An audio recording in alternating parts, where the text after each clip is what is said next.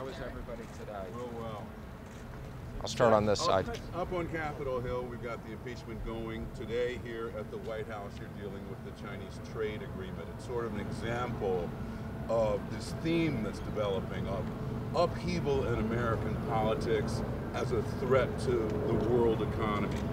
What's your view on that? How do you see it? Because you'll probably hear about that in Davos. I don't think it's at all relevant. I don't think what's going on as it relates to Congress has any impact on the U.S. economy one way or another. The world economy. I don't think it has any impact on the world economy. And if people think there's issues here, you know, look at what were the Brexit in the UK, the elections in Israel. So these things are having no impact on our economy or the world economy. I'm not going to get to the specifics of that. We're having discussions, obviously. On the issue of forced technology transfer, what assurances can you give us that China's actually agreed to something new here that they're going to follow? Oh, there's no question. I mean, you'll see this is a very detailed agreement. There are very specific commitments on this. Ambassador Lighthizer has done a terrific job negotiating a very detailed agreement, and we expect it's fully enforceable. So you'll see real things. Thank you, Secretary. There's a little bit of a pullback in the major market indices yesterday once investors realized perhaps Phase 1 does not actually have the tariff relief that some investors have been hoping for. To be clear, is there some kind of mechanism baked into this where you could still lower tariffs for the rest of 2020, or are we stuck in with these rates through the election? Sure. Well, again, let me just say, you know, the market's at an all-time high. If the market moves up 50 points or down 50 points on somebody sneezing, it's not exactly a big deal. I think we were very clear yesterday in that there's no side agreements, that when we do Phase 2, as part of Phase 2, and as I've said, it could be 2A, 2B, 2C, there will be tariff reductions as part of that. That's an incentive for them to do additional phases. And whether that's before the election or after the election, we're indifferent. If when we get enforceable issues, there'll be tariff reductions as part of that. This is an enormous win.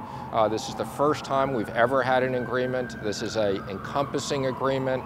Goes through, as I said, technology issues, agricultural structural issues, financial services, currencies, purchases. They'll purchase over $200 billion of additional things, dropping the trade deficit, which will lead to growth.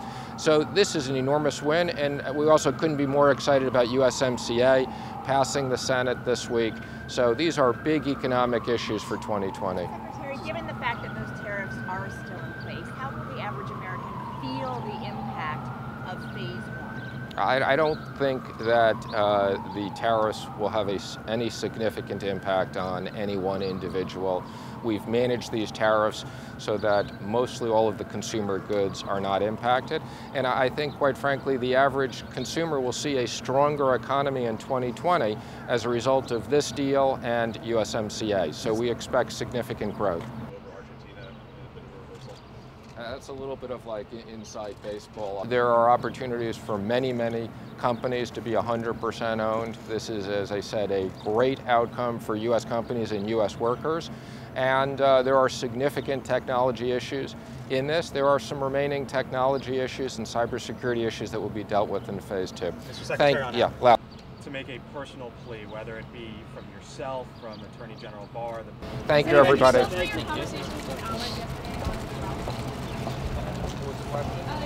talk a bit about your conversations with allies yesterday on the Iran sanctions? You mentioned you spoke with your counterpart in France. No, so I mean, again, on the Iran sanctions, as you know, the president just authorized us to put very additional primary and secondary sanctions on Iran, on new sectors, and we're having very specific conversations with the Europeans. They've activated the dispute resolution and working with them to have the UN sanctions step back.